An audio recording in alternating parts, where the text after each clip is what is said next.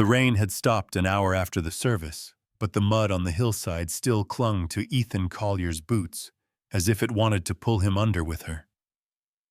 He stood at the fresh grave of his wife Anna, unable to step away. The wind carried the smell of wet pine across the cemetery, and the first cold whispers of night crept down from the Appalachian ridge above Elk Hollow.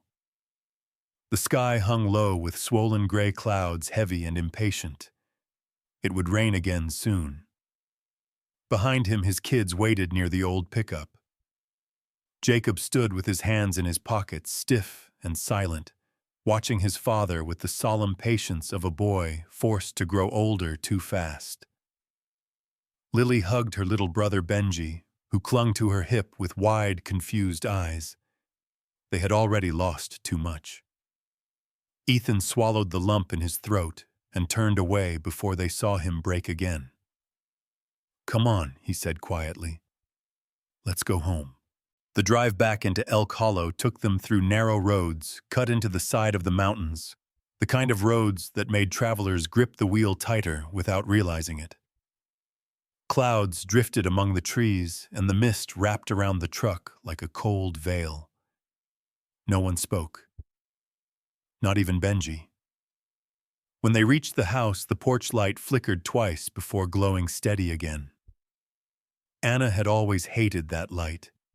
She said it reminded her of a bad motel she once hid in. Ethan never asked why.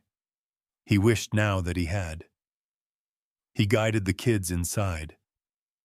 The house still smelled faintly of Anna's tea cinnamon and clove. It felt wrong that she was gone, but her scent lingered like a ghost in the air. "You kids try to rest," Ethan said. "I need to check something." Jacob nodded. Lily squeezed Ethan's arm before pulling Benji toward the hallway. The house settled into an uneasy quiet. Ethan walked into the kitchen to pour water when he noticed something on the counter that had not been there before. A single envelope, thick, cream-colored, his name written in Anna's handwriting. He froze. His fingers hovered above it as if touching it might cause the world to split open. The house felt smaller. The quiet felt sharper. He opened it.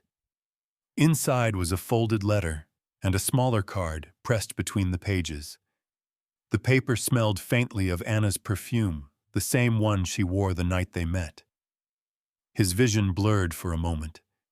He blinked hard, sat down at the table, and unfolded the letter. The first line hit him like a blow to the chest.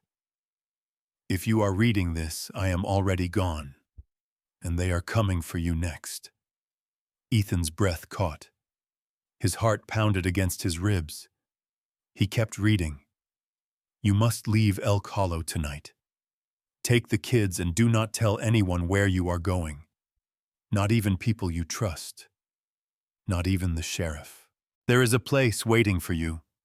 Follow the markers I left in the woods. It will lead you to the buried house beneath the pines.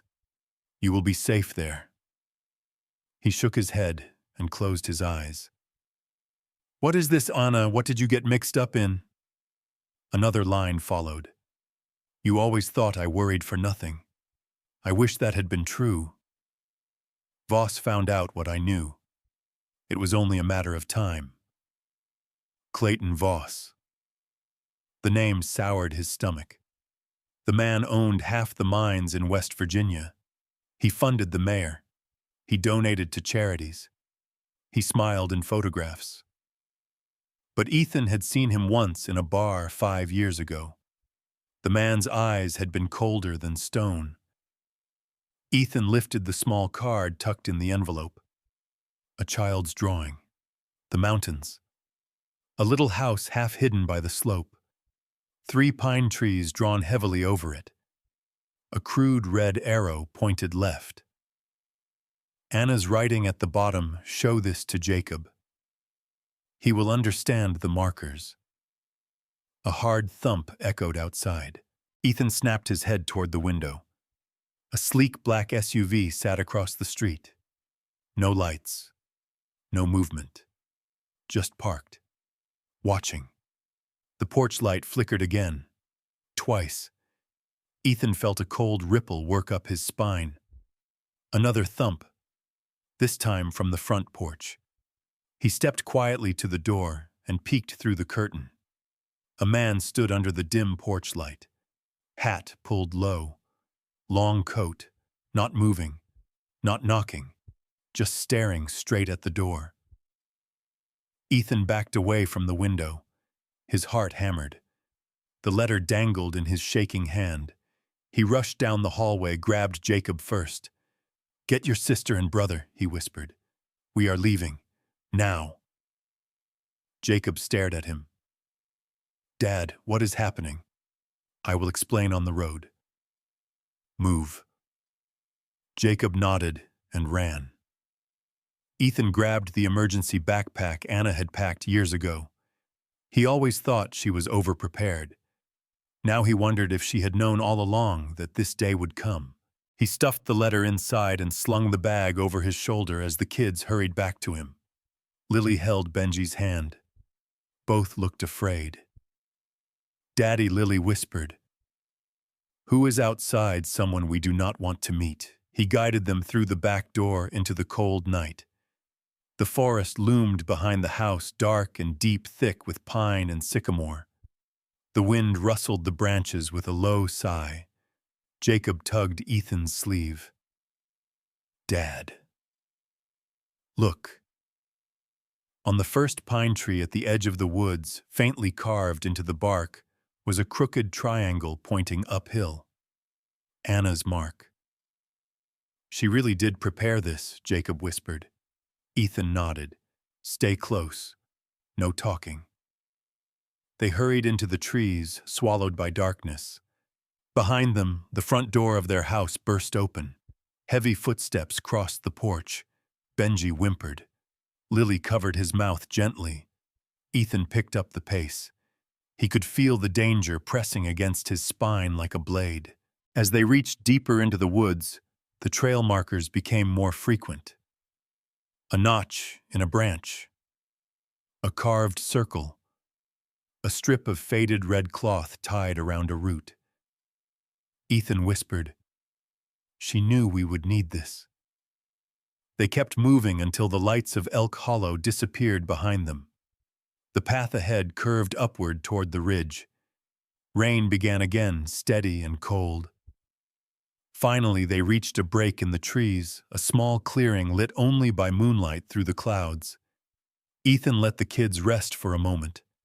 His breath came fast. His mind raced. How much had Anna hidden from him, and why had she never told him what Voss had done to her? He pulled the letter from his pocket and read the final lines. "Do not doubt yourself. You will get them to safety. I believe in you more than anyone." His chest tightened. He looked up at the ridge.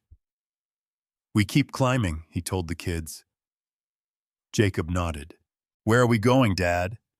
Ethan pointed toward the dark line of trees bending around the mountainside. "To the buried house your mother prepared. She left us a trail. We follow it." Lily whispered, "Will we be safe there?" "I hope so," Ethan said. But he did not feel safe. Not yet. Not with footsteps crunching faintly in the forest far behind them. He took Lily's hand and whispered, "We have to keep moving." They stepped deeper into the forest, the trail rising before them, the night closing around them like a warning. This was the path that would lead them to the house beneath the pines. And it was only the beginning of what Anna had planned. The forest swallowed them whole. Branches snapped underfoot as Ethan pushed forward, his breathing shallow, his grip tight around Lily's hand. Behind him, Jacob carried Benji, piggybacked the boy's arms, wrapped around his neck like a lifeline. The trees grew denser, the path narrower, the dark pressing in from all sides, like the walls of a closing trap. They didn't speak. Only the sounds of movement, the rush of boots against mud, The low crunch of needles, the far-off hoot of an owl filled the air. The storm hadn't fully broken yet, but the wind had picked up, brushing against their faces like a warning. The smell of pine and damp earth mixed with the metallic taste of fear in Ethan's mouth. He paused under a leaning tree, placing a hand on the trunk for balance. A new carving. A crooked triangle. Anna's mark. She'd really done it. Left them a path. Jacob, Ethan whispered. You still see the pattern?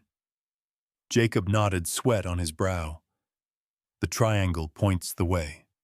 She marked the trees with directions. Triangle means straight, circle means curve, cross means caution. Ethan's heart beat harder. Good. Keep your eyes open. If I miss one, you catch it.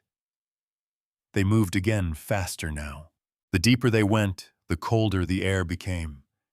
The woods stretched endlessly, layers of shadows dancing as the wind stirred the branches above. Somewhere far behind them, a distant howl echoed, maybe a coyote, maybe something else.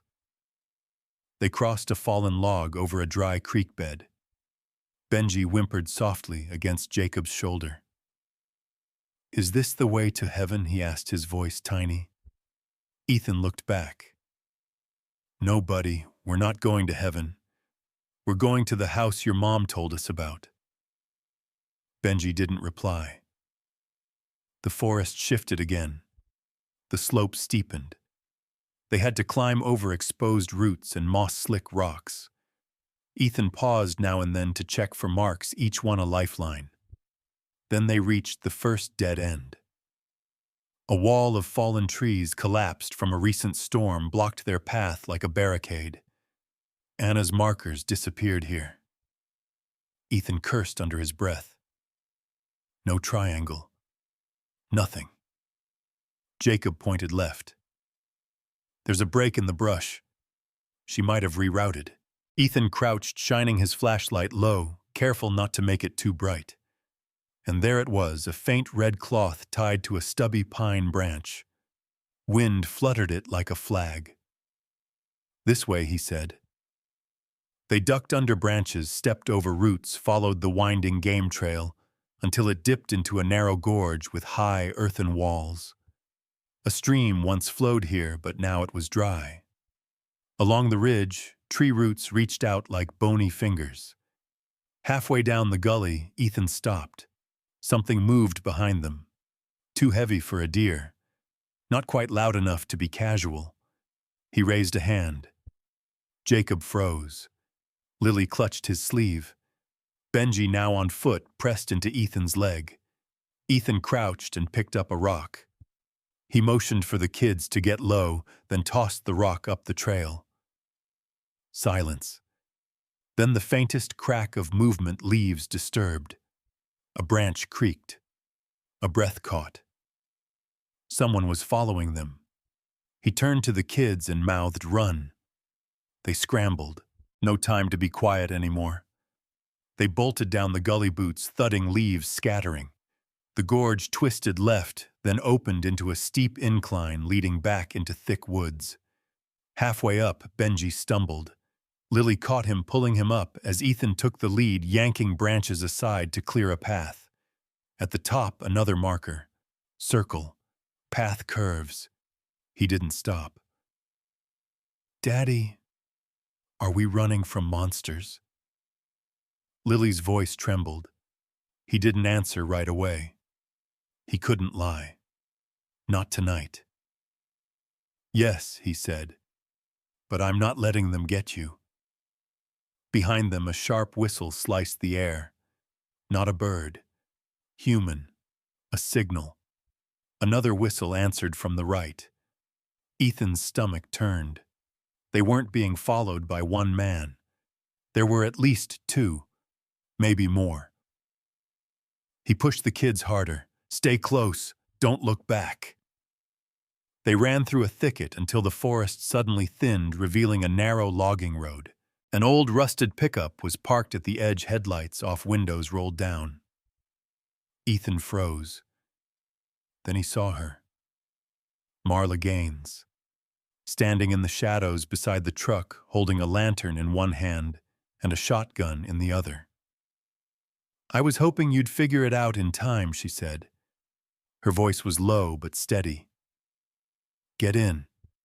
We've got maybe 2 minutes before they loop around." They didn't hesitate. Ethan helped the kids into the bed of the truck, then climbed in front with Marla. "How did you Anna planned this years ago? You didn't think she'd leave without giving me a job to do, did you?" She shifted into gear. The engine groaned, then came to life like an old bear waking from sleep. The truck rolled forward, tires crunching gravel. Ethan looked back. 2 figures emerged onto the road. One raised something rifle or flashlight, he couldn't tell. But then the truck jerked hard as Marla slammed the gas. They tore off into the woods. "Where are you taking us?" Ethan asked. "The buried house," Marla said. "We're not far now." Lily peeked through the back window. "Who are those men?" Marla didn't answer right away. Her jaw tightened. "They work for Voss. Your mother tried to expose them years ago. They shut her up, now they're trying to erase the rest of you." Ethan clenched his fists. She knew he whispered. She always knew this was coming. "She did," Marla said. "And she left you more than breadcrumbs. She left you a damn roadmap." The truck bounced along the road, the darkness thick outside the windows. Marla pointed ahead. "See that split tree?" she asked. "Turn left there. The entrance is a mile down, hidden behind a ridge. You won't see the house until you're practically on top of it." Ethan nodded. "And then what? Then you open the door, and you find out what Anna really left behind." They reached the ridge just as the rain returned. Cold, steady. The sound of it hitting the windshield filled the silence. As Marla slowed the truck near the turnoff, Ethan looked at the kids, silent, wide-eyed, clinging to each other. He looked ahead. Somewhere beyond the trees, buried beneath the roots and rock, was a place his wife had built in secret. A house in the earth. A bunker. A sanctuary. He didn't know what waited for them inside. But he knew this much. They weren't safe yet. Not until they reached it. And even then, maybe not. Not with Voss still out there. Not with ghosts that didn't stay buried. And not with secrets Anna had only just begun to reveal. The headlights cut through the fog like twin blades, the gravel crackling beneath the tires as the truck crawled toward the ridge. Rain whispered against the windshield, cold and unrelenting. The forest around them thickened, branches bending low, as if trying to shield something buried beneath them. Ethan sat forward in the passenger seat, hands clenched. Every twist of the road brought a new knot to his stomach. Behind them, the kids huddled in the bed of the truck, beneath a tarp Marla had thrown back for cover. They were soaked, cold, and exhausted, but silent. Too silent for children. That silence terrified him more than any bullet. There, Marla muttered, squinting through the fog. Split cedar on the left. Ethan saw it, an old tree torn in half by lightning long ago, its charred insides exposed like a wound. She cut the wheel, and the truck bumped off the gravel path into a narrow trail barely wide enough for the tires. Ferns scraped the doors. Roots jolted the frame. How much further, he asked, eyes scanning the woods. Marla didn't answer right away. She tapped the steering wheel once, twice. "Couple 100 yards," she said. "After that, you walk the rest." The truck rolled to a stop near a thicket of overgrowth. Marla killed the engine. Darkness surged in around them. "This is as far as I go, eh?" Ethan blinked. "You're not coming with us." "I did what Anna asked. I got you here. The rest is yours now." Before he could argue, she leaned over, pulled a folded piece of paper from the glove box, and handed it to him. "Map," she said. Anna marked the path. It's tight, steep, and overgrown. You'll find a tree stump with a metal ring bolted into it. That's your door." Ethan opened the door and stepped out into the rain. The kids followed, moving slowly, their clothes sticking to their skin. He helped Benji down last and turned back to Marla. "Thank you," he said. She didn't smile. "You thank her. She built this." He nodded, then led the kids into the forest. The rain muted every sound except the squelch of their boots. As they climbed, Ethan held the flashlight low, careful not to cast too much light.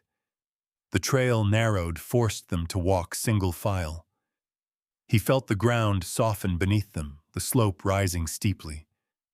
Then Jacob stopped. "Dad," he whispered. "There." Ethan stepped beside him. A dead tree lay across the slope, snapped in half. Just ahead of it, a strange shape jutted from the earth, a large stump almost hollowed out, surrounded by ivy.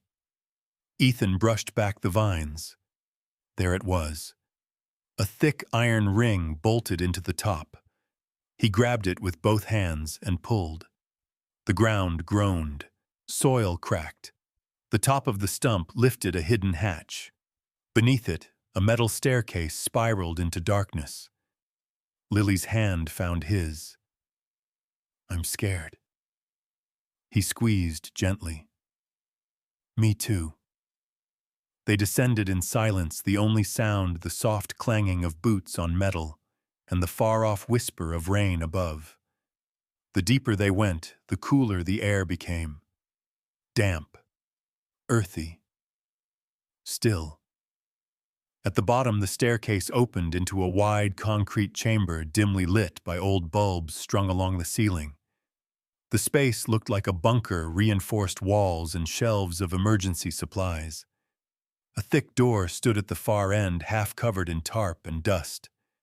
And in front of that door stood a man. Tall, gray-bearded, lean but solid like carved stone. He held a flashlight in one hand, a revolver in the other, lowered but not forgotten. He didn't flinch when he saw Ethan. Instead, his eyes scanned the kids, then settled back on Ethan's face. "You're late," he said.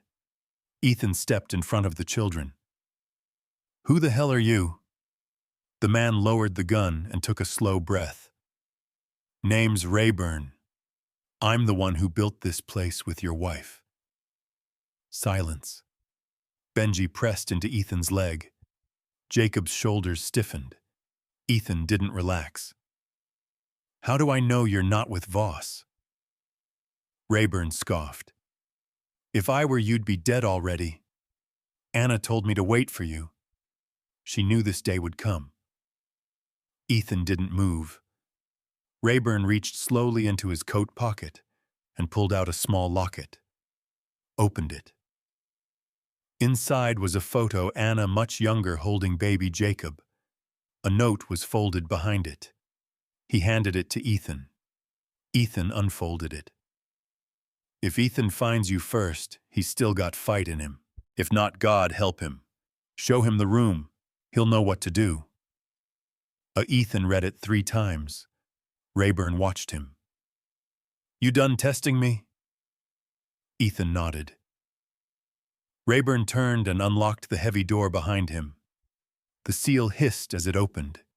He gestured for them to follow. Inside was nothing like the outer bunker. This was a home. The hallway was lined with lanterns and carpet remnants. Doors branched off into small rooms, a pantry, a children's bedroom with sleeping bags and drawings on the wall, a kitchen outfitted with a gas stove and crates of canned food. The far wall held a massive corkboard covered in maps, photos, red strings, and scribbled notes. Rayburn gestured at it. This was hers. She called it the War Wall. Ethan stepped closer. Photos of Voss, newspaper clippings about accidents at mining sites, maps with coordinates marked in red, a list of names, some crossed out, and in the center a family photo. Ethan, Anna, and the kids. Above it scribbled in red ink. He doesn't know yet. But he will. He'll have to. Ethan staggered back, overwhelmed. "She did all this behind my back," he whispered. Rayburn didn't respond right away. Finally, he said, "This house isn't hiding from the world. It was built to survive its end." He turned to the kids. "You three go pick a bunk. We'll call you for food." They hesitated, then obeyed. Ethan remained staring at the board. "I didn't protect her," he muttered. "I didn't believe her." Rayburn picked up a folder from the table nearby and handed it over. "Maybe it's time you read what she was trying to protect you from." Ethan opened the folder. Inside were court documents, evidence of corporate fraud, medical reports, and beneath it all, a list of witnesses who had disappeared. Some of them had worked with Anna during her time as a translator for an NGO. But others, they were federal. FBI. Ethan sat down hard. "She was trying to blow the whole damn thing open." Rayburn nodded. "And now it's up to you to finish what she started." A loud buzz echoed through the chamber. Rayburn looked toward the ceiling. A motion sensor. Outside. His eyes narrowed. "You brought something else with you," he said, his voice tight. Ethan stood. "We were followed." Rayburn moved fast. He hit a switch on the wall. Steel shutters slammed over the stairwell door. "We'll find out," he said. "But until then, nobody leaves." Ethan stared at the sealed hatch. The sense of safety he had felt just minutes ago evaporated. Whatever had been waiting for them in the woods, hadn't stopped at the edge. And now, even beneath the ground, they weren't alone. Ethan sat at the war table, surrounded by files he didn't recognize, secrets he never asked for, and the ghosts of a woman he thought he had known. The silence inside the bunker was thick and still broken only by the distant hum of the old generator powering the emergency lights. The sealed steel door remained locked behind them, but it no longer brought comfort. It felt more like a tomb than a shelter.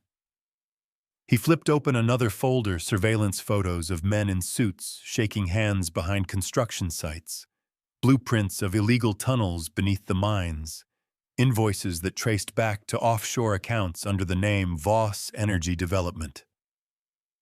He didn't understand all the pieces, but one thing was certain: Anna hadn't just been hiding.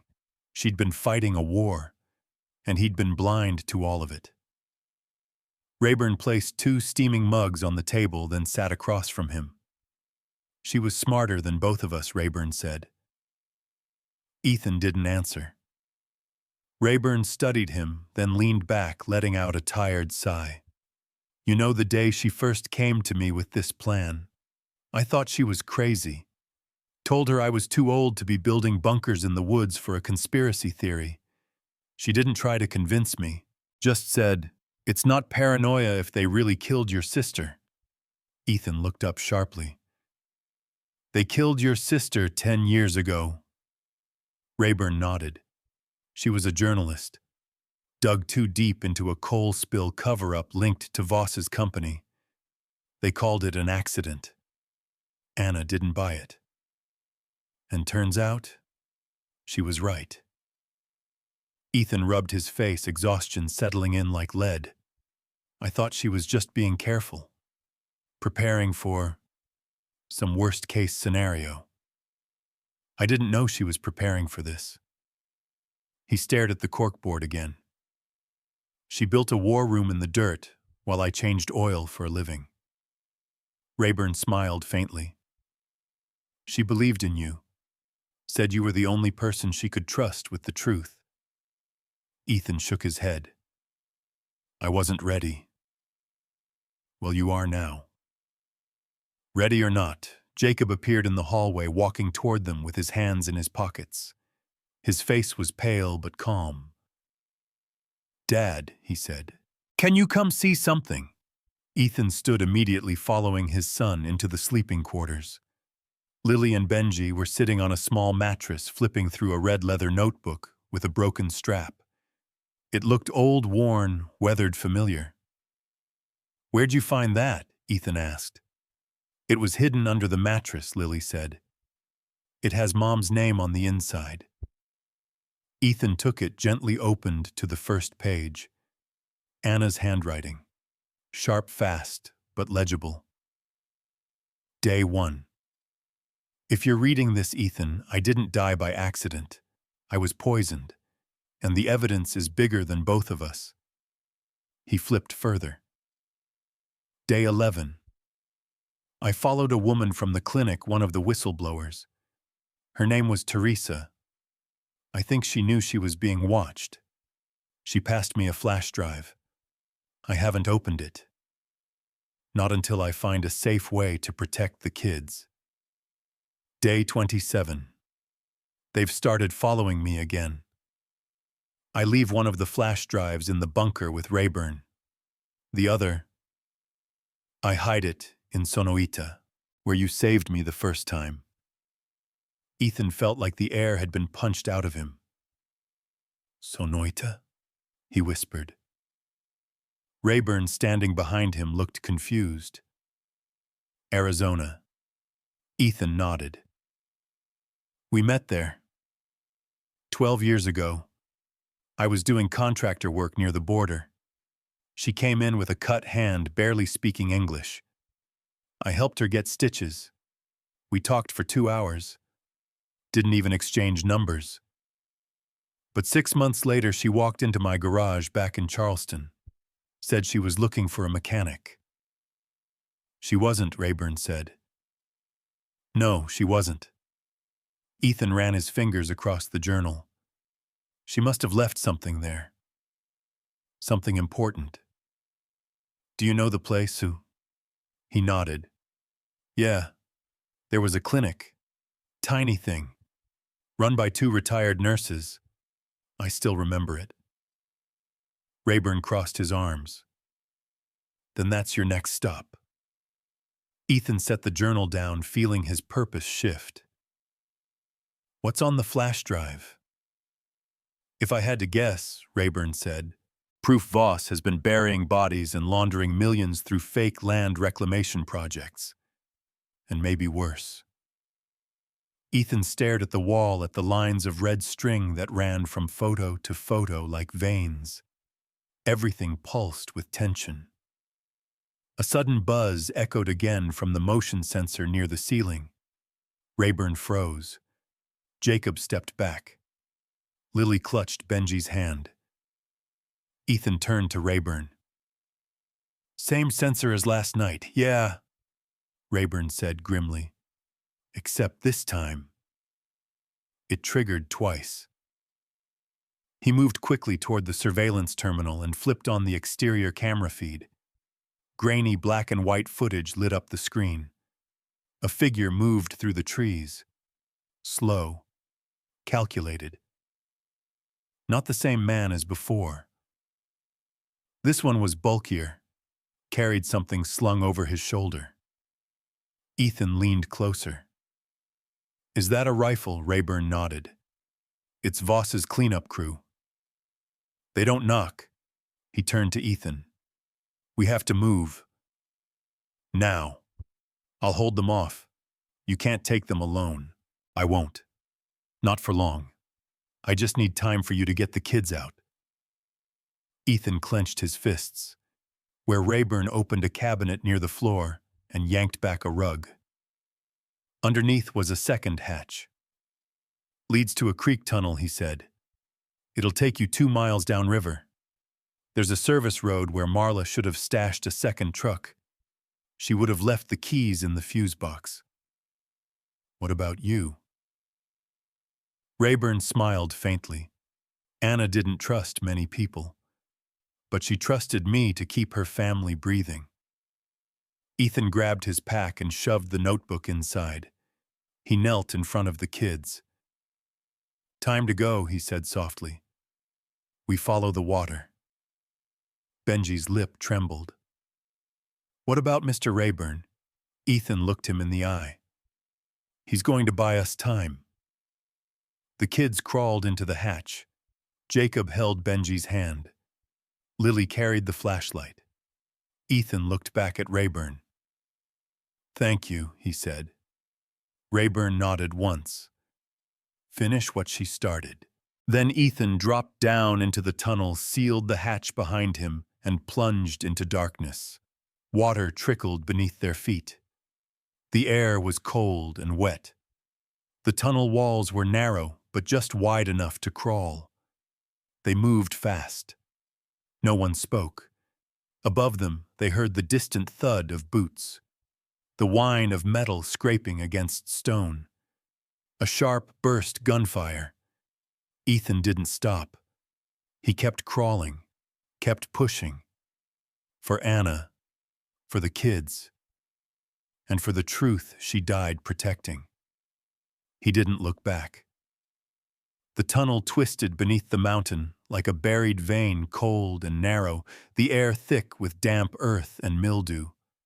Ethan's knees scraped against the concrete as he crawled behind the kids, his breath short and hot in his chest.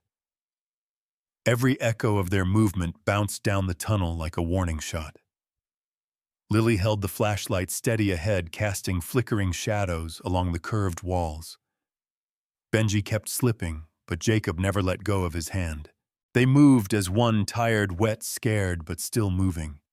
The sound of gunfire behind them had long faded, but Ethan could still feel it, like a heartbeat that didn't belong to him. He prayed Rayburn had bought them enough time. They reached a steel grate bolted into the wall, and Jacob pointed to a small latch. Here, he whispered, this is where it drains into the creek. Ethan pressed his shoulder into the grate and pushed. The bolts groaned but gave. The grate popped free with a grunt of rusted metal, and cold air rushed in sharp and biting.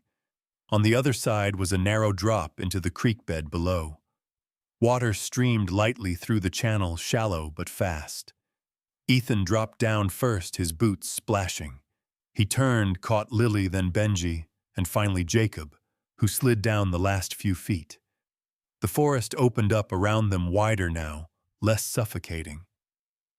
Overhead, the night sky peeked through clouds, silver moonlight rippling across the trees.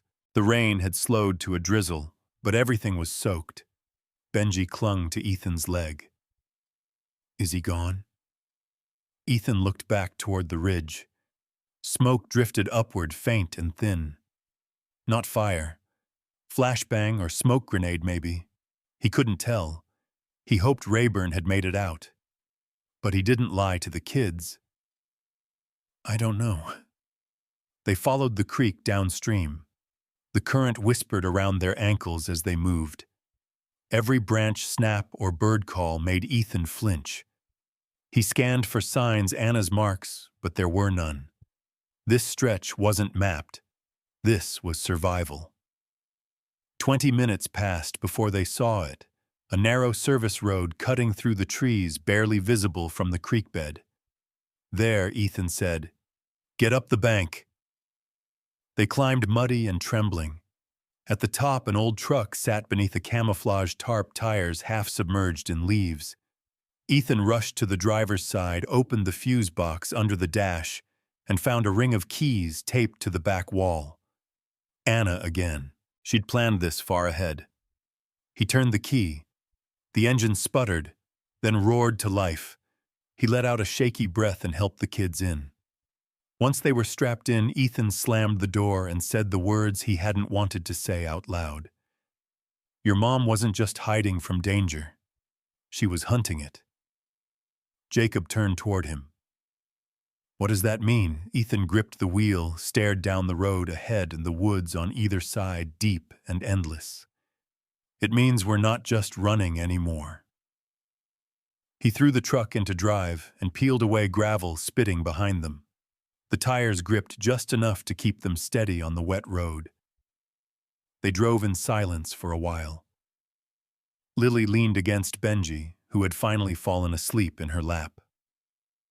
Jacob stared out the window, lost in thoughts no 13-year-old should have to carry. Ethan focused on the road, but his mind was replaying the last entry in Anna's journal. Sonoita, where you saved me the first time. It felt like a lifetime ago. That old desert clinic. The way she smiled through pain. The way she hadn't flinched when she stitched her own hand. She hadn't just been brave. She'd been built for resistance. He thought he'd saved her that day. But maybe she'd been saving him. 2 hours later, they reached the county line. The road straightened. The trees gave way to wide open fields and fog-kissed hills. Jacob finally broke the silence. Are we really going to Arizona? Ethan nodded. We have to. There's something there your mom wanted us to find. Something that proves what she died for. What if Voss gets there first? Ethan glanced at the rearview mirror. Then we find him first. They reached a gas station near the state route, a beat-up shack with 2 flickering pumps and a rusted Coke machine. Ethan pulled in under the yellowed canopy and killed the engine. Stay in the truck, he said. Lock the doors. Jacob reached for the keys. What if something happens? I'll be right back. 10 minutes. He stepped inside the bell above the door, jangling. The place was empty except for a cashier with headphones and a beat-up paperback. Ethan grabbed water snacks, a map, and a burner phone. At the counter, the man looked up, eyes tired. Storm chased you in, Ethan nodded. Yeah, something like that. He paid in cash. Didn't leave a name. Back in the truck, he handed out the water bottles and snacks. Lily opened a bag of crackers for Benji, who blinked awake. Ethan opened the map and spread it across the steering wheel. We're here, he said, pointing. And Sonoita's just south of Tucson. Jacob frowned. That's... what, 12 hours, give or take? Lily leaned forward. What's there? Ethan traced his finger along the old highway line. A memory. A clue. Maybe the last piece your mom left for us. Benji yawned. I want her back. Ethan's throat tightened. He looked at his son, then the others. So do I, buddy, he said. But right now, we do what she asked. We find the truth. They drove through the night, Ethan fighting sleep with coffee and fury. The kids dozed off in the back seat, huddled under blankets Marla had stuffed in the truck. Every few miles he checked the rear view. Every mile that passed without headlights behind them felt like a victory. As dawn cracked over the horizon, painting the sky in streaks of pale gold, they crossed into New Mexico. The air changed. The land flattened. It felt like leaving one world and entering another. He remembered the first time he drove this road years ago, searching for something and not knowing what. Now he had 3 children depending on him. A truth too big to hold alone. And a woman's voice in his head whispering through memory. The evidence is there. But you have to be brave enough to look. By mid-morning, he pulled over at a rest stop and let the kids stretch. Jacob climbed onto a bench and looked west. How much longer? Another day, Ethan said. We'll stop before then. Rest.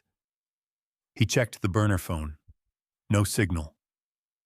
Good. That meant they were still ahead of whoever might be chasing them. He stared out at the desert.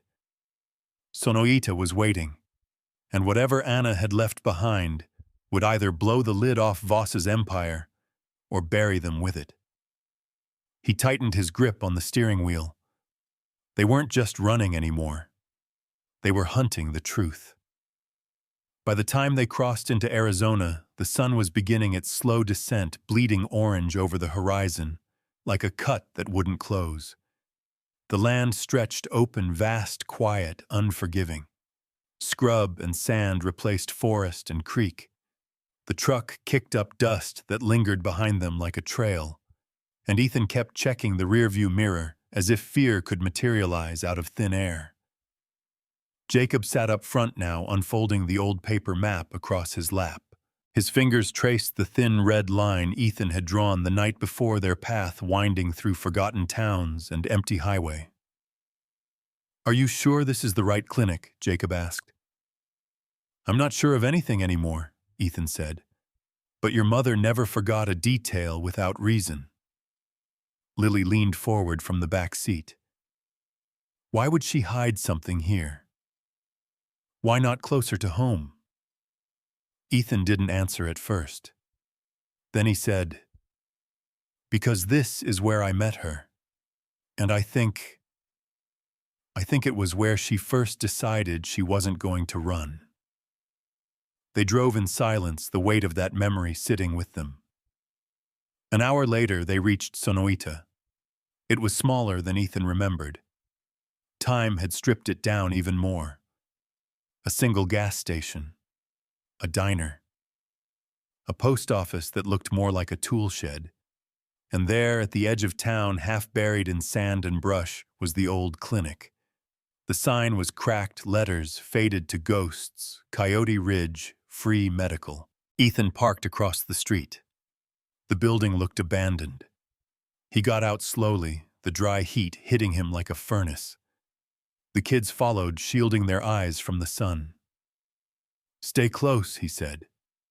They crossed the road and stepped onto the porch. The door creaked open without resistance. Inside, the air was stale and heavy with dust. Cabinets had been emptied. The waiting room chairs were tipped over. Someone had been here before, but not recently. "Spread out," Ethan said. "Look for anything that could hide something small.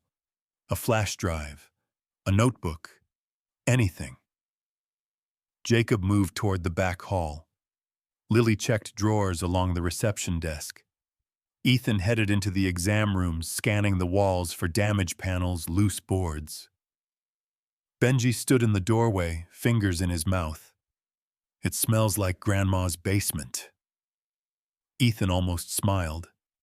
Then he heard Jacob call out, "Dad, I think I found something." He followed the voice into the back, where Jacob was crouched beside a floor vent in one of the old storage rooms. The vent had been unscrewed just slightly, not enough to notice unless you were looking. Jacob reached in and pulled out a small tin box sealed shut with a strip of electrical tape. They gathered around as Ethan opened it. Inside was a flash drive wrapped in a cloth stained with something dark. Maybe ink. Maybe blood. Beneath it, a note written in Anna's handwriting. "If this reaches you, I'm either dead or about to be. Whatever you do, don't trust Holt." Ethan's hands went still. Jacob looked up. "Who's Holt?" Ethan shook his head slowly. He was Anna's contact in D.C., a whistleblower handler. She always said he was clean, said he was the only one helping her from the inside. Lily frowned. "Then why would she tell us not to trust him?" "Because something changed," Ethan said, pocketing the drive. And she didn't have time to explain. Outside, the wind picked up. Dust swirled across the porch. The sky darkened, suddenly clouds rolling in fast, thick and gray. A storm was coming. "We need internet," Ethan said. "I need to see what's on this drive." Jacob pulled out the burner phone. Still no signal. Ethan's eyes scanned the buildings down the road. The only place with a satellite dish still intact was the diner. He nodded toward it. "Let's try there." They ran through the wind jackets pulled tight. The sky spat dust and sand in gusts. Inside the diner, a single old man sat at the counter reading a newspaper. The waitress, a woman in her 60s with more tattoos than teeth, raised an eyebrow. "You look like the wind owes you money," she said. "Do you have Wi-Fi?" Ethan asked, brushing grit off his jacket. She pointed to a handwritten sign taped above the register. Ask nicely. Ethan managed a tired smile. Please. She chuckled and handed him a slip of paper. Storm's gonna knock it out soon, so make it fast. He plugged the flash drive into his laptop. The screen blinked to life. A single folder sat inside. Project Dagger. He clicked it open. Files filled the screen, dozens of PDFs, emails, audio recordings. All of it detailed environmental cover-ups tied to Voss Industries. Toxic dumping, worker illnesses, payoffs to inspectors. And then hidden among them, a video file. He opened it. A shaky recording appeared. Anna sat at a small desk looking directly into the camera. Her eyes were tired but calm. If you're watching this, she began, then you already know I'm gone. And if I'm gone, it means Holt betrayed me. Ethan leaned forward. They're building something under the southern minefields. Not just hiding chemicals. Something deeper. Something they don't want the government to see. I have pieces, but not enough to prove what it is. I think it's military. Black budget. But if I'm right, they've crossed a line even they can't bury. She paused, then leaned closer. There's a name. Orchid Hill. It's a shell company. It connects everything DC, the mines, even Holt. I couldn't dig deeper without risking the kids, so I'm leaving it to you. The screen froze, then cut to black. Ethan sat frozen. Lily whispered, "What's Orchid Hill?" "A lie," Ethan said, disguised as a business. The diner's power flickered. Outside, the storm broke. Rain slammed the windows. The waitress looked up. "That's not just rain," she said. Then from outside, a car engine roared. Ethan turned to the kids. "Go! Now!" They rushed out the back as tires screeched in front of the diner. A black SUV skidded into view. Jacob held the back door open. Ethan scooped up the laptop and flash drive, then followed. As they sprinted into the alley, Lily looked up at him. "Where do we go now?" Ethan didn't slow down. "To find someone who knows what Orchid Hill really is," he said. "Before Voss burns it all down." Rain battered the windshield in hard, chaotic waves, blurring the road ahead into a smear of gray and black. The wipers worked overtime, but visibility was almost nothing. Ethan gripped the wheel tight, jaw clenched, eyes sharp, despite the exhaustion dragging at his bones. The black SUV had tailed them for nearly an hour before vanishing into the storm. But that didn't mean they were safe. Nothing felt safe anymore. Benji slept in the back seat, curled under Lily's jacket. Jacob sat up front, holding the laptop like it was made of glass. The flash drive was tucked into a mint tin in Ethan's coat pocket. Anna's voice echoed in his mind like a prayer and a warning all at once. "There's a name. Orchid Hill." Whatever Orchid Hill was, it wasn't just a company. It was a cover, a shield. And now that Anna was gone, Ethan was the only one left holding the match she lit. Jacob tapped the laptop screen. "We can't decrypt the rest of the files without a password." "You think Rayburn knew?" Ethan didn't answer right away. "Then he might have. But if he did, he's either dead or captured." Jacob turned to him. "So who does?" Ethan's eyes flicked to the rear view. "Still clear, for now. There's one name on that drive Anna never mentioned before. I think she wanted to keep it from me as long as she could." He reached into his coat and pulled out the journal again, flipping to a dog-eared page. A list of names. Most were scratched out, but one remained circled in blue ink.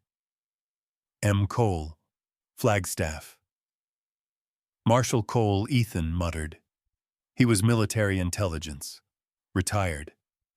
Anna said he owed her a life. "What kind of life?" Jacob asked. Ethan tightened his grip on the wheel. The kind people die over. The storm began to ease as they neared Flagstaff, the air turning colder with the climb in elevation. Snow flurries mixed with rain. The truck struggled on the slick incline, but Ethan didn't slow. He couldn't afford to. He pulled off the main road just after midnight and turned down a long gravel path leading into the pines. According to Anna's journal, Cole lived off-grid in a cabin surrounded by cameras and a habit of aiming first and asking questions. Never. The driveway ended in front of a single-level log cabin lit faintly from inside. No vehicles, no movement. "Stay in the truck," Ethan said, sliding his pistol from under the seat. Dad Jacob started, but Ethan cut him off. "If I don't come back in 10 minutes, take the back road and head south. Marla's old contact is still in Tucson. She'll know what to do. You're not going in there alone." "I have to. The less Cole sees of us, the better. He's jumpy." He got out into the freezing wind and walked slowly toward the porch, hands visible. Lights flickered in the window. Then the front door opened a crack. A man's voice barked, "Don't move." "I'm not armed," Ethan said. "My name is Ethan Collier. I'm here because of Anna." A long pause. Then the door opened fully. The man standing there was in his 70s, tall and wiry, with a white beard and sharp blue eyes that hadn't dulled with age. A rifle hung loosely from his shoulder, but his finger was near the trigger. "Anna," he said. "She told me you were dead." She was wrong. Cole studied him. "She said if you ever showed up at my door, the world was about to catch fire. It already has." Inside the cabin was cluttered but organized maps, books, survival gear. A fire crackled in the hearth. Cole poured 2 fingers of whiskey and handed one to Ethan. "When did she die?" he asked, voice softer now. "A week ago. They made it look like an accident. It wasn't." Cole took a long drink. Voss Ethan nodded. "She left me a drive. Has a name on it, Orchid Hill. She said it connects everything. Black site. Military funding. She thought you might know what it was." Cole leaned back in his chair, the color draining from his face. "I told her to leave it alone. Told her if she kept digging, they'd bury her before she got close. Well, she didn't listen. And now it's on me." Cole got up and walked to a locked cabinet. He opened it and pulled out a manila folder, thick and dusty. Tossed it on the table. Orchid Hill was a joint project between Voss and a private defense contractor called Glavex. Underground weapons research, biochemical prototypes, nothing on the books. Why? Because if the public found out what they were testing under those mines, it'd make national headlines, and not the kind that get buried. Ethan opened the folder. Diagrams, chemical formulas, test subjects, most of it unreadable. But one photo caught his eye, a compound deep in the Arizona desert camouflaged as a mining outpost. Jacob, watching from the doorway, now stepped inside. "Is that where we go next?" Cole's eyes narrowed. "You can't just walk into Orchid Hill. It's buried behind 3 levels of clearance and armed to the teeth." Ethan stared at the photo. "Then we don't walk in." Cole raised an eyebrow. "You planning to fly?" No, Ethan said. "I'm planning to burn it to the ground." Cole almost laughed. Then he saw Ethan's face. Serious. Determined. "You're really her husband," he muttered. "God help us all." Jacob stepped beside Ethan. "If there's proof in there, we get it." "For Mom." Ethan nodded. Cole hesitated. Then said, "I have a guy. Worked logistics for Voss. Quit 2 years ago when they transferred him to Orchid Hill and wouldn't let him leave for 6 months. Said he saw things. Scared the hell out of him. What's his name? Malik Reyes. Lives in Winslow now. Off the grid like me. I can take you to him. Ethan looked out the window. Snow had begun to stick. Tomorrow, he said. We rest tonight. Cole gave a quiet nod. She'd be proud of you. For not folding. Ethan didn't reply. But he thought of Anna. Of the truth buried in the desert. And of the people willing to kill children to keep it hidden. This wasn't about survival anymore. It was about exposure. And come morning, they were going to find the one man who could lead them straight into the fire. The next morning broke sharp and bitter, the sky the color of iron, the air filled with the dry bite of desert wind. Snow had melted overnight under a hard freeze, turning the mountain road into slick patches of black ice. Ethan stood outside the cabin, steam rising from his coffee eyes, trained on the road that cut between the trees. Cole stepped out beside him, a duffel slung over his shoulder rifle strapped across his back. He nodded toward the truck, where Jacob was loading supplies into the back seat. You sure about this? Cole asked. Ethan took a sip from the mug. You said Malik Reyes was our only way in. He is, Cole said. But the man's paranoid. Last time I saw him, he nearly pulled a gun when the wind knocked over his mailbox. Ethan glanced back at the cabin. Inside, Lily and Benji were finishing breakfast with a quiet tension. It had been days since they'd laughed. He didn't blame them. He wasn't sure he remembered how either. Let me guess, Ethan said. If he sees a stranger coming, he bolts. Worse, Cole replied. He buries them. Ethan sighed. Then let's make sure he sees a friend. They headed out before sunrise, cutting south through back roads and half-forgotten towns. Cole drove this time, claiming he knew which curves hid speed traps and which bridges were rotting underneath.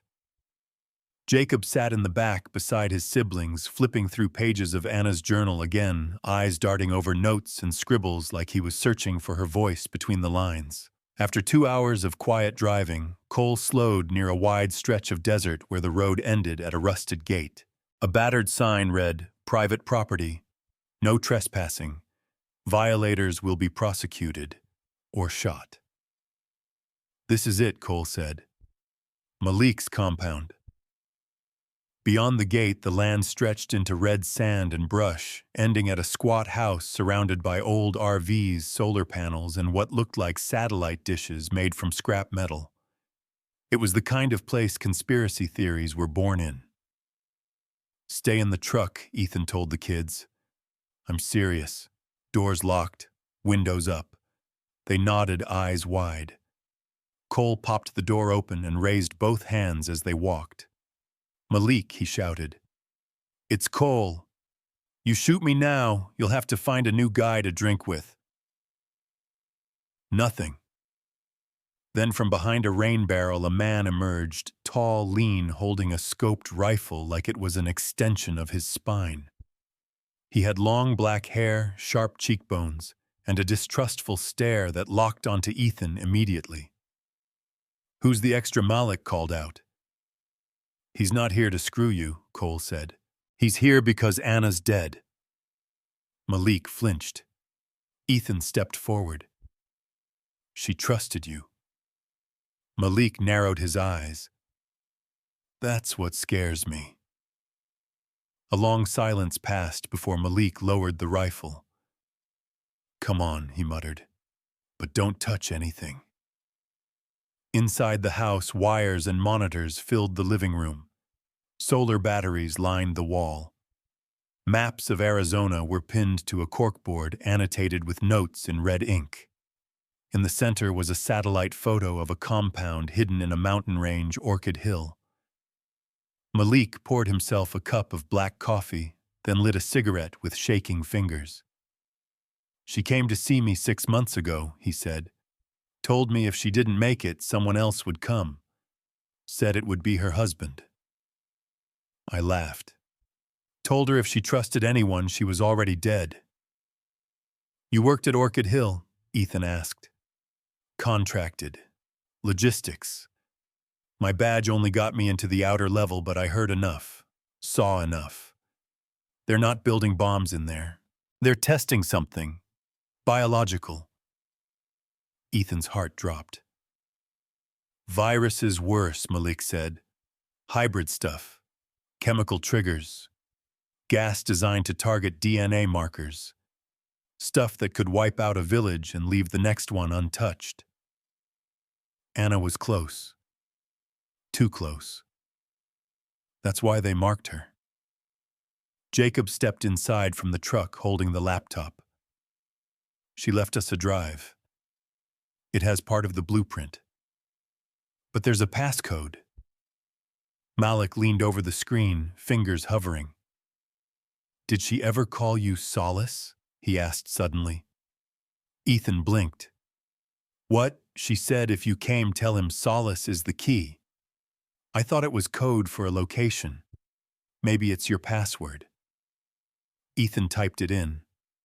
SOLACE. The files opened. Hundreds of images. Facility blueprints. Personnel rosters. Surveillance footage. One file labeled Level 3 Trial Logs. Ethan clicked it. Video filled the screen. A room sterile cold. A subject strapped to a gurney coughing blood.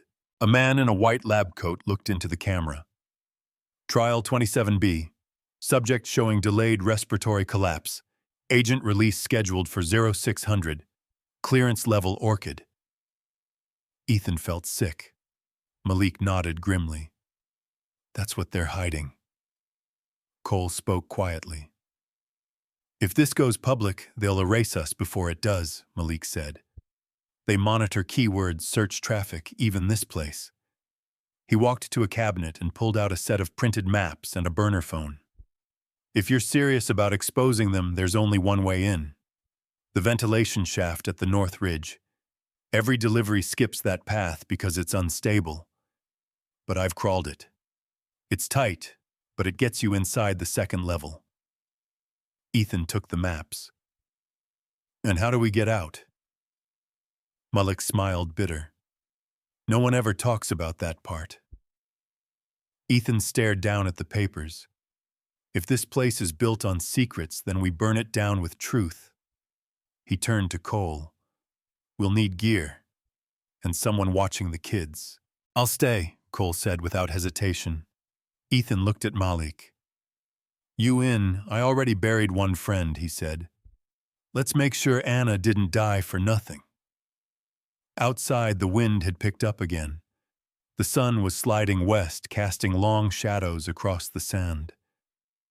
Ethan walked back to the truck maps in hand and opened the door. Lily looked up, scared but steady. Did you find what Mom wanted? Yeah, he said. And more. What happens now? Ethan looked to the horizon. Now we go where no one comes back from. They hiked under darkness. Ethan, Malik, and Jacob, three shadows stitched to the ridgeline under a moonless sky. The desert was quiet save for the crunch of boots on brittle rock and the distant whisper of wind carving through canyons. The air was dry enough to crack lips, the cold sharp enough to bite through the seams of their jackets. Every movement felt loud. Every second stretched. Below them, nestled in the valley like a wound, was Orchid Hill. It didn't look like a facility. It looked like nothing at all. From above, it resembled an abandoned mine, a couple of outbuildings, 2 water tanks, and a landing pad covered in dust. But lights flickered where no lights should be, and vents rose from the earth in places too distant to be coincidence. Malik crouched and held up a hand. There, he whispered. Vent shaft. Dead center. Ethan followed his gaze. A narrow slit of steel barely visible between 2 rock outcrops. No guards. no wires. Is it alarm? On the surface, Malik said. They rely on remoteness and fear. Jacob shifted beside them, backpack tight on his shoulders. This is where we split, Ethan said quietly. Jacob stared at him. I'm going with you. No, Ethan said. You're staying on comms. That's what we agreed. Once we're inside, you monitor the feed. If we lose contact, you fall back to Cole. Get your brother and sister out. Jacob's jaw tightened. I can handle myself. I know you can. That's why I need you up here. He squeezed his son's shoulder. This next part, we don't come back the same. Jacob nodded, once swallowed hard, then backed away to the outpost they'd set up earlier, an old ranger tower with a clear view of the site. He would have the laptop, a pair of binoculars, and the one satellite uplink Malik trusted not to be traced. Ethan watched his son disappear into the darkness, then turned back to Malik. Let's do this. They approached the vent low and fast. Malik unscrewed the grate in silence. He slid in first, crawling like a snake through the metal shaft. Ethan followed. The walls were tight, echoing every breath, every scrape. The scent was a mix of chemical exhaust and something colder. Clinical. It took 20 minutes to reach the junction that dropped into the facility. Malik kicked out the panel. Below them was a maintenance corridor, dim, empty concrete floors glowing under red emergency lights. Ethan dropped in first, drew his pistol. No alarms, no movement. Only silence. They moved quickly, following the map Malik had drawn from memory. Level 2 was mostly logistical supply rooms, data servers, control panels. Their objective was deeper. Level 3, that's where the truth lived. They bypassed 2 cameras by crawling through a disused water duct, dropped into a lab hallway, and reached an old stairwell covered in rust and flaking paint. At the bottom of the stairs, a biometric lock waited. Ethan looked to Malik. You said you could spoof it. Malik nodded and pulled a device from his bag, a gray box with a fingerprint scanner, a heat sensor, and a mini screen wired to his phone. Got this off a Glavex Tech 3 years ago. Cost me my truck. He pressed the scanner to the panel. The light turned orange, then green. The door slid open. Inside, the air was colder, the hum of machinery louder. Fluorescent lights buzzed overhead. Everything smelled of antiseptic and pressure. Ethan's gut twisted. This was it. We're not in a facility, he said. We're inside a weapon.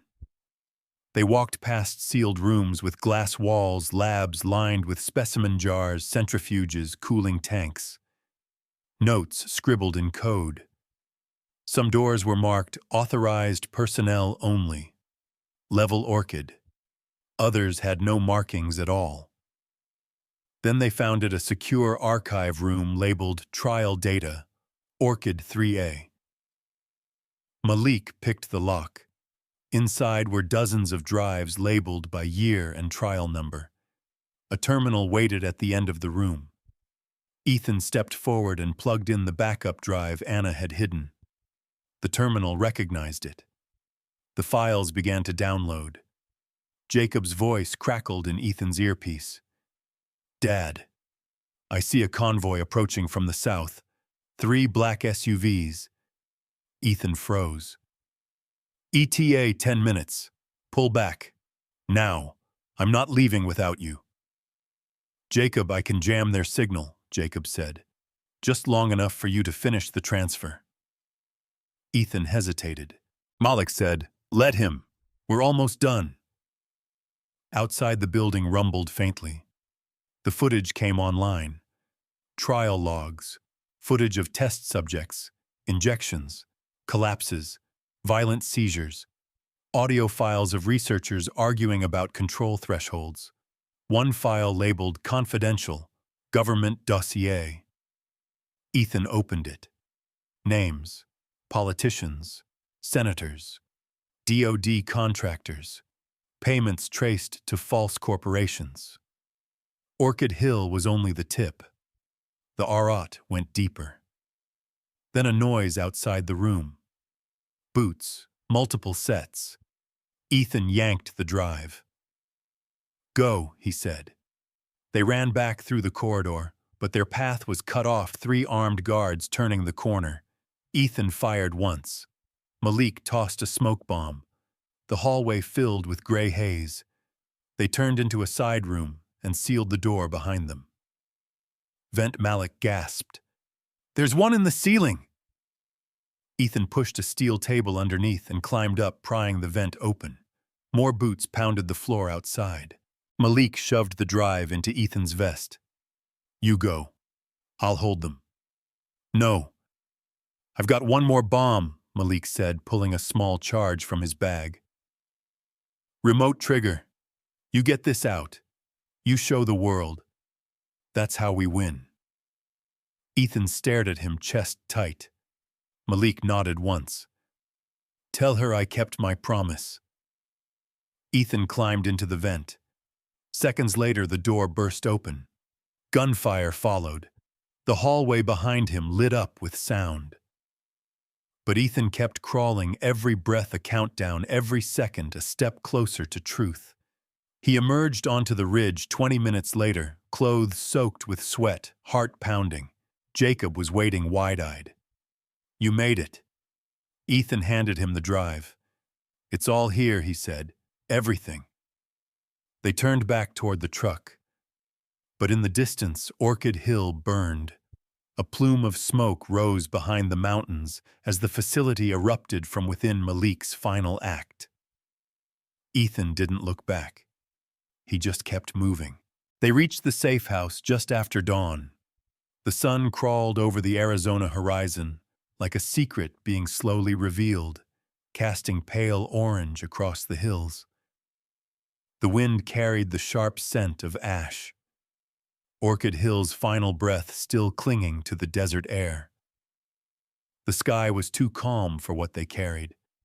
Ethan pulled the truck into the driveway of an old adobe house tucked behind a ridge, its walls painted by time and heat. Cole stepped out before they even killed the engine rifle slung across his shoulder, scanning the road behind them. "You got it?" he asked. Ethan didn't answer. He just held up the flash drive, black scuffed, humming with danger. Jacob climbed out, next shoulders hunched, exhaustion in every step. Lily and Benji followed, eyes wide and still half asleep. They had no idea how close they'd come to never seeing their father again. Inside, the house smelled of strong coffee and old wood. A generator hummed softly. 2 laptops sat open on the kitchen table. A police scanner played static between the hiss of frequencies. "You're being hunted," Cole said, pouring coffee into chipped mugs. "Every agency with an acronym is watching the news, and not one of them's said a word about Orchid Hill going up in flames." "They won't," Ethan said. "Not unless we force their hand." He slid the drive into one of the laptops. The files loaded quickly. Trial logs, government payoffs, surveillance footage. It was all there, as real and damning as Anna had promised. Lily leaned over his shoulder. "So, now what?" "We just posted online." "No," Ethan said. They'd shut it down before it reached the second click. Jacob nodded. "We need a spotlight big enough they can't ignore it." "Press, international channels." Ethan turned to Cole. "You said you had a contact." Cole grunted. "Used to run a secure feed for a whistleblower network. She doesn't trust anyone. Lives off-grid in New Mexico. If we can get this to her, she'll know how to leak it loud enough to break the silence." "How far?" Ethan asked. 4 hours. Maybe 5. "We leave in 30, Ethan said. "Pack light." Benji tugged at his sleeve. Do we get to rest? Ethan kneeled beside him, brushing back his hair. We will, kiddo, but not yet. Lily sat beside her brother and pulled him into her arms. She didn't speak. She didn't have to. Ethan looked back at the laptop. He played one of the audio logs again, voices discussing dosages, acceptable mortality rates, and immunity variants. It sounded like war. Just quieter, cleaner. Jacob walked in from the other room, holding Anna's journal. There's something else, he said. A name she circled 3 times in the back. He handed it to Ethan. The page was thin and worn, the ink smudged, but the name was still clear. Dr. Leonard Holt. Ethan felt a spike of heat crawl through his chest. The name hit like a ghost dragging chains. That's the man she told me to stay away from. Cole frowned. I know that name. Holt was the one who pitched Orchid Hill to Congress, framed it as a containment and research program for agricultural biohazards, got full clearance with 0 oversight. And now he's in hiding, Jacob asked. Worse, Cole said. He's in D.C. Ethan closed the journal slowly. Then we're not just handing this off to the press. We're bringing it to his doorstep. Cole stared at him. That's suicide. Ethan's voice dropped to a razor's edge. If we don't look them in the eye, they'll keep hiding behind shadows. There was silence for a long moment. Then Cole stood and grabbed a duffel. Then we do it smart. Secure route backup locations. We don't show up empty-handed, and we don't go loud until we know she's uploaded the files. Jacob was already pulling up routes on the laptop marking safe zones. We can be in New Mexico before noon, if your contact's solid. She's more than solid, Cole said. She's angry. And angry's what we need. They packed fast. Ethan handed Lily the emergency phone. If anything happens, you call the number marked Marla. She'll get you out. Lily shook her head. No. We stay together. Ethan looked at her. This next part, it's not a chase, it's a standoff. We're not leaving you again. He didn't argue. Maybe part of him didn't want to be alone anymore. By the time they hit the road, the kids were in the back seat, curled up with blankets and headphones. Cole navigated from the passenger seat, eyes constantly checking the side mirrors. Ethan drove. They crossed state lines by mid-morning, the terrain flattening into scrub and sand. It should have felt safer the farther they got from Orchid Hill, but Ethan felt it tightening. The noose didn't vanish, it just moved with them. Jacob watched the laptop as they drove, his face grim. We're being tracked, he said suddenly. Someone pinged the drive the second we reconnected it. Even with the firewalls. Cole swore. They're burning leads. Ethan's jaw clenched. How long do we have? Hours if we're lucky, Jacob said. They're using signal bouncers. No clear origin yet. Then we're almost out of time.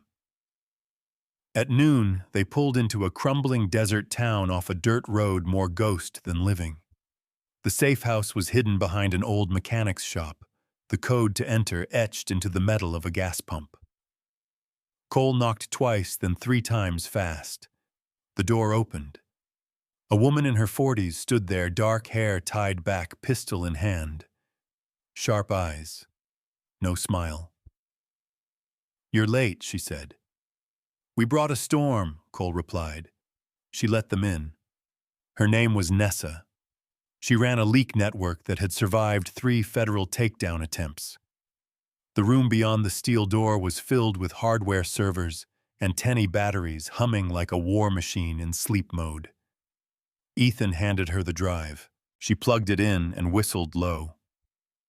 This is heavy. Can you get it out fast? Ethan asked. She nodded. Encrypted uplink to 5 partners. Once I hit send, it spreads across 30 countries in under a minute. But after that, you disappear. Or you die. That's the plan, Ethan said. She looked at him. Why are you doing this? He paused. For the people they killed.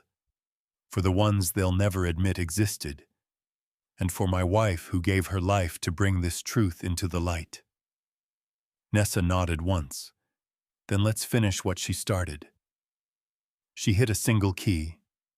The screen blinked. Files uploading. Around them, the hum of data flowing turned into something larger. Something irreversible. It had begun. The sky over New Mexico cracked open just after the upload completed. The first sign was silence. Not the peaceful kind, but a charged stillness like the desert was holding its breath. Inside the safe house, Nessa's screen blinked twice, then froze. Connection's dead, she said, fingers flying over the keyboard. All 5 relays went dark at once. That shouldn't happen. Jacob looked up. Did the upload finish? Nessa hesitated. Hard to say. Maybe. Maybe not. Ethan stood slowly, eyes narrowing. They're here. Cole peered out through the blinds. Black Suburbans, 2 of them, coming fast. No plates. He turned to Ethan. They didn't trace the drive. They traced us. Lily instinctively pulled Benji close. We need to go. Now, Ethan said. No, Nessa snapped. If I can reboot the satellite bridge, we can still force the backup feed. But I need 15 minutes and a clean signal. You don't have 15, Cole said. You'll have 5 if we're lucky. Then make them count. Ethan grabbed his rifle and checked the magazine. How many ways out? Nessa pointed. Back door leads to a dry canal. Follows the arroyo west for a mile. After that, it's open country. Ethan turned to Lily and Benji. You 2 are going with Cole. Jacob stays here. He'll help Nessa finish the upload. No way, Jacob said. I'm not hiding while you fight.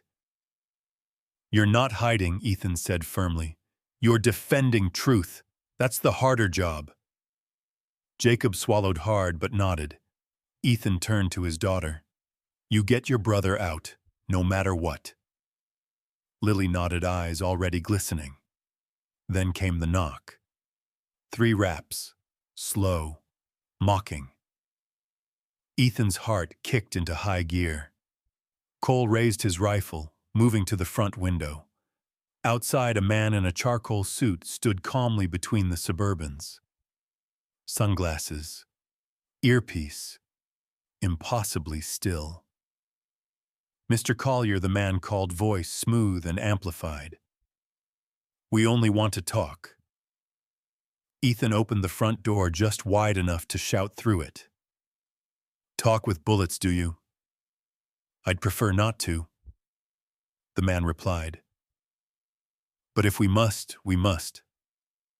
Ethan closed the door again.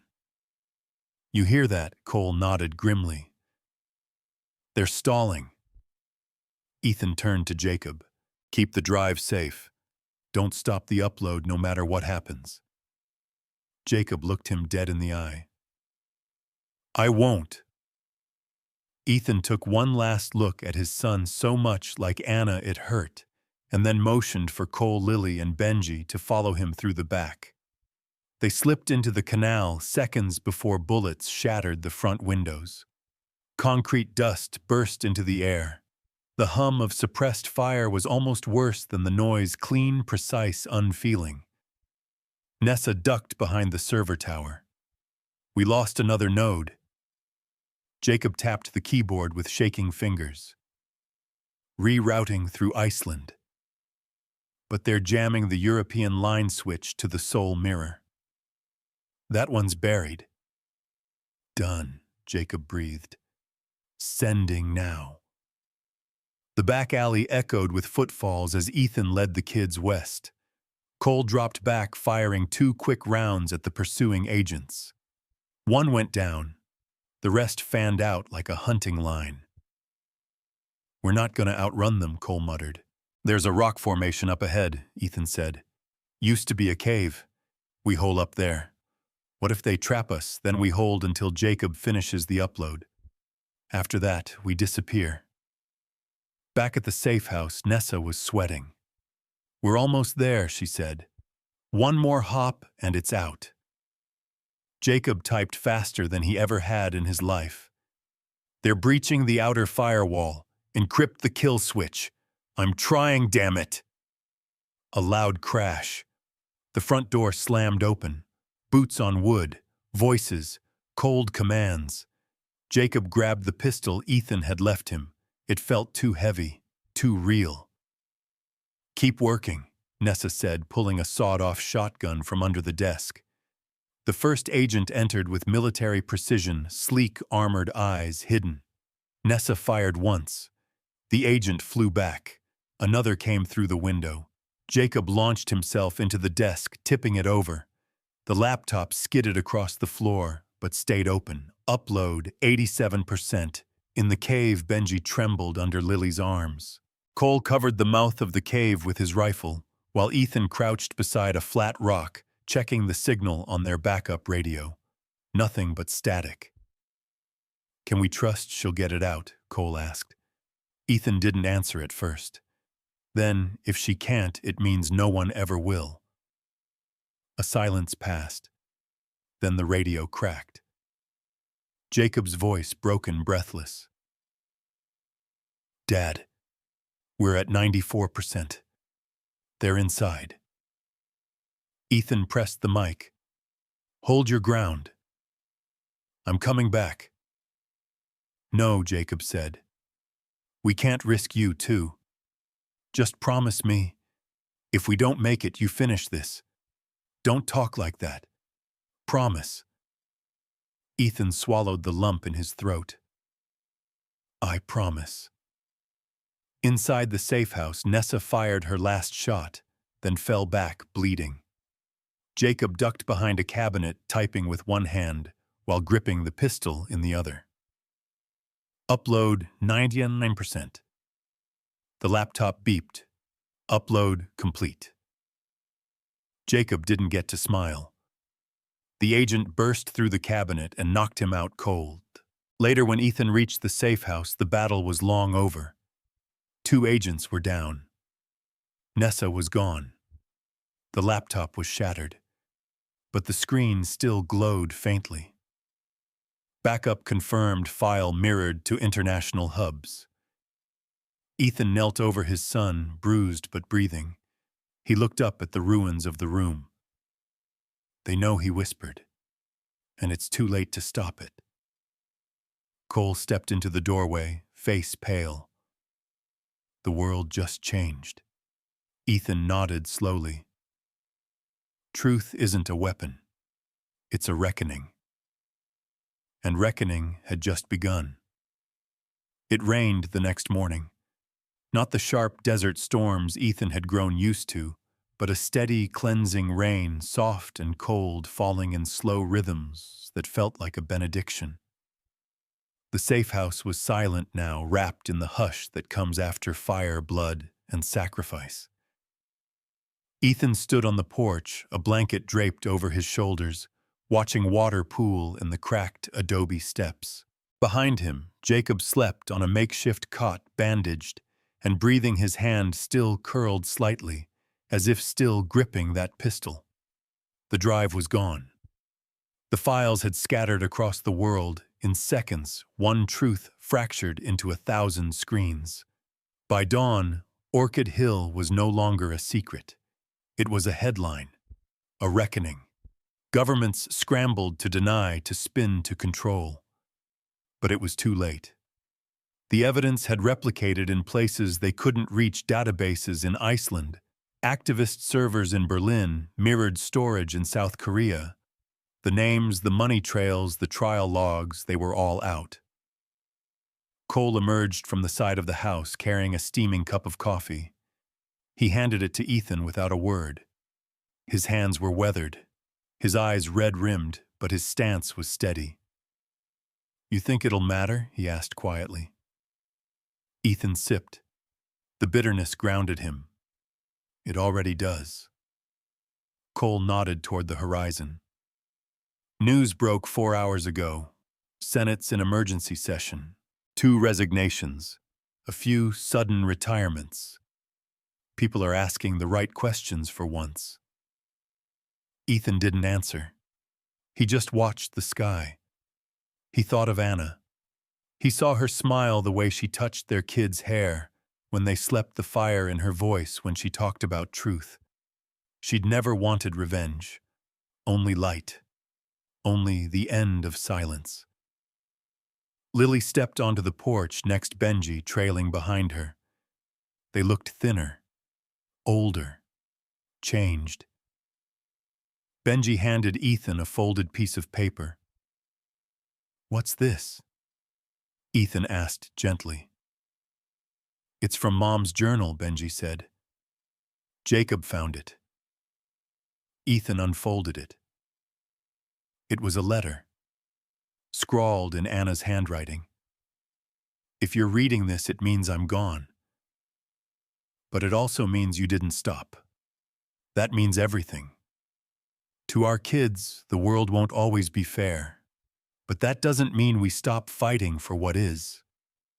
Your father is the bravest man I've ever known. He's not perfect, but he never ran. He stood for something. And that's how change begins, with someone refusing to look away." Ethan blinked, eyes burning. Lily slipped her arm through his. "What happens now?" she asked. He looked at her. "So strong. So steady. We go home," he said. "But we don't have one," Benji said softly. Ethan knelt beside him. "We'll build one," he said. "Together. Somewhere quiet. Somewhere real. And no more running. No more hiding." Cole stepped forward. "I know a place. Old farm I kept off the books. No one knows it exists but me." Ethan gave a tired smile. "That sounds like heaven." They packed what little they had. The truck was battered but still running. Jacob stirred, groaning as they helped him into the back seat. He looked at his father through swollen eyes. "Did we win?" he whispered. Ethan nodded. "We told the truth." Jacob closed his eyes again, a faint smile playing at his lips. Hours later, as they drove past state lines and through roads that cut like scars across the country, Ethan turned on the radio. News anchors were stumbling through words like unauthorized experimentation, civilian casualties, human rights violations. But the voices were no longer confident. They were uncertain, fearful, honest. And the world was listening. At a truck stop in Colorado, a young woman approached Ethan at the gas pump. She wore a green hoodie and carried a folded newspaper under her arm. "Excuse me," she said. "Is it true?" Ethan turned. She held up the paper.